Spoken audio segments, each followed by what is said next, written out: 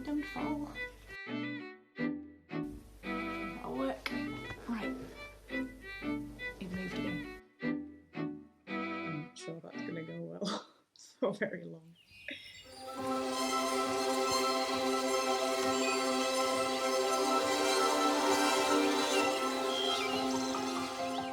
Hello and welcome to Phronesis Clothing. My name is Vera van Hol, and today, surprise, surprise, we are not making clothing.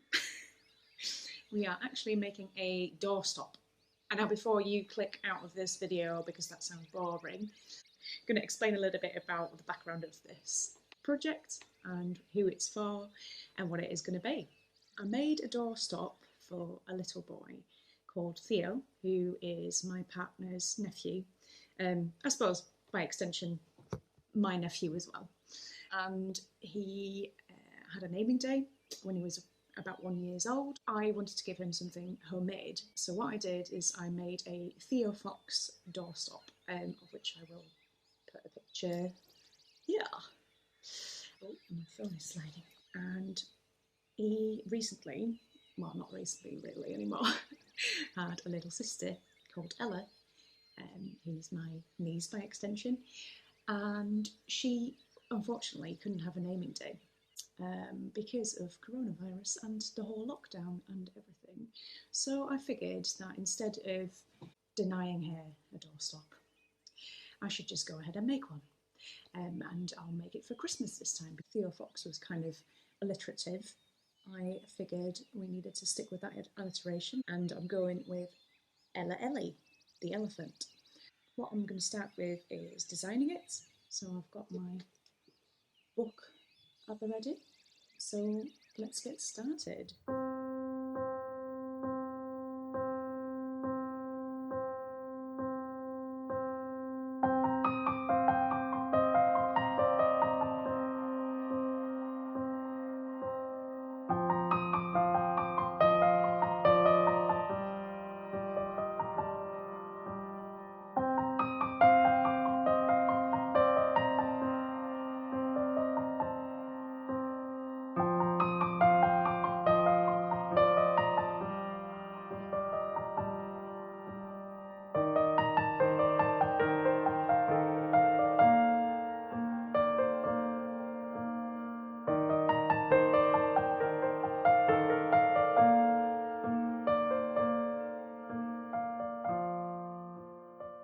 Now for the actual materials for the project, I've already got a whole selection and I've had this in my stash for ages. So I'm just going to use up all of that, and it kind of matches Theo Fox's colour scheme as well, which is great. So they have a sort of twin set of doorstops, if you like. So there's the unbleached cotton lining that I'm going to use with a matching drawstring, which I haven't yet dug out of the pile of things that I own, so it is somewhere. Believe you me, I don't want to go through it now to find it. I'll need it much later on in the project anyway, so there's that. And let's start. So the lining will be filled with dried beans, which is just going to be great. It will give a nice weight to it. I've got 2 of these bags in case I need it. I'm not sure actually the body will fill up much more than just 1 bag, but because this is already half a kilo, don't know how much that is in ounces, so bear with me. I've got that to fill the actual body with and make it heavy so that I can actually stop a door, which it's meant to do. Then this is really cool, I think. I've got this lovely patterned fabric to make the elephant with. Oh hello, I'm being disturbed. Wanted to be in my video. Say again. Or you just did. Some parts of the belly and underside of the trunk, couldn't think of trunk there for a second, will be made of this. I think there must be some kind of wool content in here, but I got these fabrics from an upholstery shop and they were just left over basically, so I'm not sure what the content is, they didn't label it in that way. Then the elephant will need a bow with a name on it, with Ella on it. I have this leftover fabric, it's hard to see,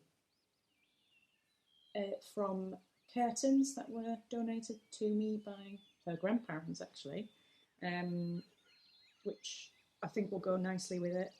And I'm going to make that into a little bow. So kind of just pinch that together, and then it will just like, well, I can't really mimic it now, but yeah, you'll get the idea. And because there is quite a bit of red velvet in Theo Fox, I've got a little velvet ribbon to tie over the bow. Maybe it will go like that, something like that. That could be quite cute. Whilst the actual body is filled with those dried beans, the idea for the head and the trunk is to be filled with cotton wool. What do you call this? Yeah, cotton wool. I was right. So it's a lot more squishy and a bit more like stuffed animals as well. Stuffed animals. So it's a lot more squishy, essentially. I'll just leave it at that. My brain is not working anymore. I'm going to figure out a way to safely do this without it potentially harming the child if it were to go wrong. Sounds ominous, this, sorry. What I meant to say is I really want to make sure that the trunk is movable, like it's malleable to different shapes. That would be quite cool. So what I'm thinking to do is put a bit of a wire in it, just to make it movable, but we shall see how I get on with that, because that might not work without it being safe, because I don't want it poking out of the fabric, of course. So yeah, there we go, that's what I need. So after the design phase, it's time to make a mock-up, and I thought rather than taking you through everything step by step, I just went ahead and made it. So normally with sewing, you make mock-ups out of fabric. Now, because this is going to be a three-dimensional thing, I just made it out of quite sturdy paper. Actually brings me back to when I was a kid. I used to make paper fantasy animals with a friend, made them so that they could move quite easily, that they had actual joints and flexibility. Sometimes even that they could eat and poop it out as well. It does take a little bit of like trial and error, because as you can see here, I never quite get the joint of the jaw to the neck right. That was a problem with Theo Fox as well. And there are some other things that I want to try and figure out, like there's a little dip in the head here. I probably have to iron out so that it just kind of becomes a dome. But I'm also hoping that filling the head with cotton wool will make it stand out a bit more. For the shape or the size of the body, if you like, I remembered from doing Theo Fox that I used a bowl as reference, because I quite liked the ratios here, really. So I basically used the bottom circle as a reference for the bottom of the elephant, or the doorstop, and used the smaller circle for reference of the neck, because it would make a nice conical shape when you elongate it. I just used a guesstimate to guess how high I made it last time and what would look good. And now I'm gonna just cut it all back so I have flat pieces of pattern, and then I can put it on the fabric and cut all the pattern pieces out.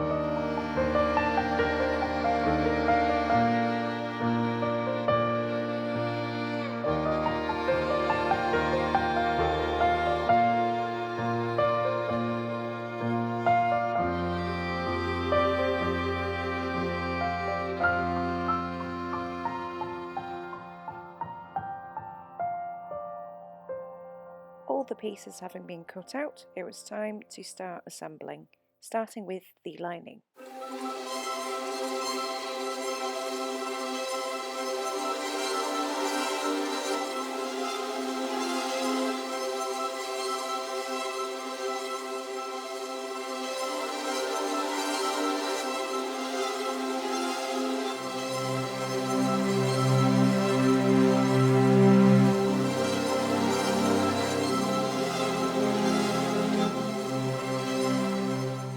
Once the lining was done, I filled it partially with the dried beans.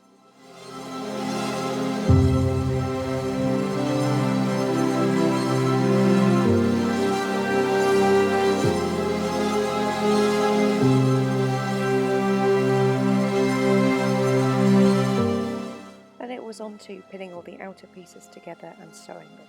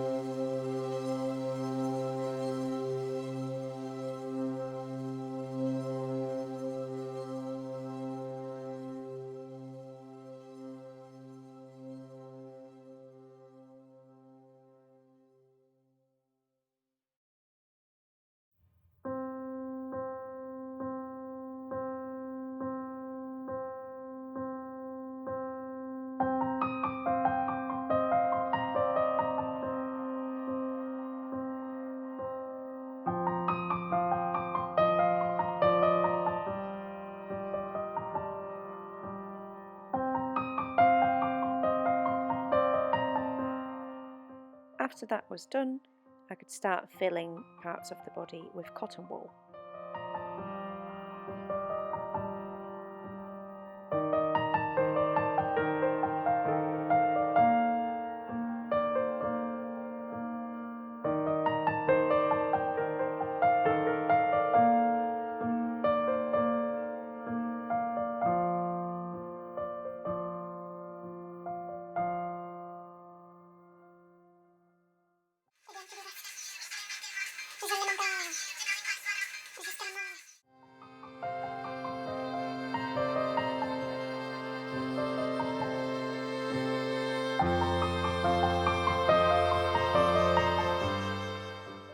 Before turning a curved seam inside out, I made sure to make little cuts along it to make it easy to flip it.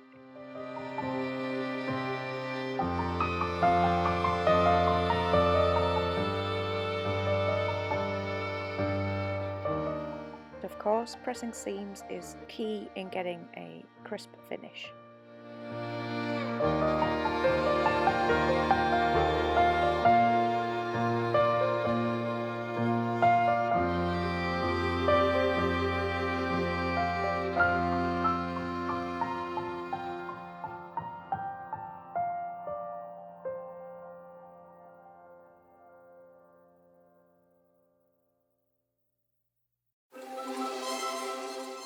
Time to do the wire in a trunk and finishing it safely.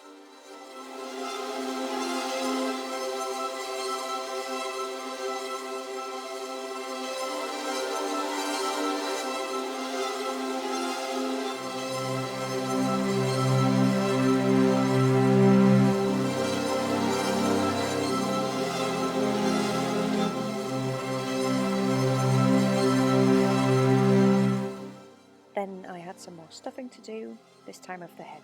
This is the point where I put the lining, including the beans, inside the body, just so that I didn't block my way to the body whilst sewing the head on.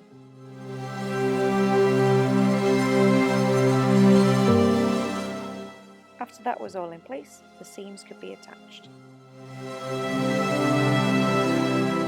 And the final touches, the bow and embroidery.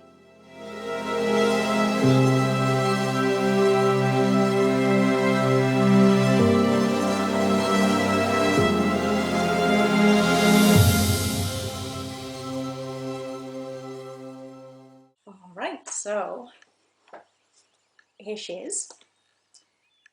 Ellie. I'm pretty chuffed with how she came out. I love the pattern on her. I think it's really reminiscent of some kind of Indian pattern, so she could be like an Indian elephant. I love the little bow and the embroidery, even though it could have been neater. I think it came out pretty nice, particularly considering it's doubling up as a toy for a little girl, so it doesn't have to be super neat. It could be a bit playful. She's got a movable trunk, although I do like it the way it is currently, and a little tail, which I find just the cutest. And I like how there's different fabrics going on, different materials that are quite tactile. That'll be a nice thing for her, for Ella to explore. What didn't go so well? Well, I would probably improve the neatness of the trunk here at the end. Admittedly, I used what turned out to be a leather needle, so they are like little scalpels almost. They just like stick through anything. Well, leather is what they're made for. Duh. And I think what could have been better is the way I attach the neck to the back, if you like. I can't remember how I did it with Theo Fox, but I think I turned the seams in on themselves. Probably should have thought about that before trying to attach the front, which is all... Oh, don't run away. Maybe what I should have done is sort of pre-pressed or sewn the seams right here so that they were already turned in on themselves. So currently it's kind of like a rough edge, but it does give it a little bit of playfulness. Actually, my partner helped me decide as well, because I showed her to him and he was like, she looks sad. Obviously didn't want that to be the vibe going on with her, so decided to attach a bit of the back of the head to a lower part on her back so that the head gets lifted up like that. So that made for a perfect crease kind of to hide those raw edges. Other than that, pretty damn happy. She's going to be wrapped up, although not anytime soon because it is the 12th of December or something like that, and I would just be mortified if she was wrapped until Christmas, kind of hiding away. So I'm going to keep her out for a bit and then wrap her when the time is right. I hope you liked the video and you are wanting to see more of this. If so, please subscribe or follow, and yeah, we'll see you next time, probably for some actual clothing videos. So I shall see you then. Bye!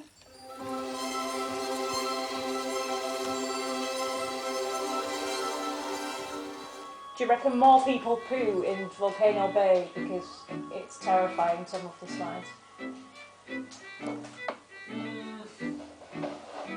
Maybe. Kids, maybe? Imagine kids going down that really steep one and just like... Yeah, instant poo. No. Instant poo. Poo on takeoff. See if the poo overtakes you on the way down.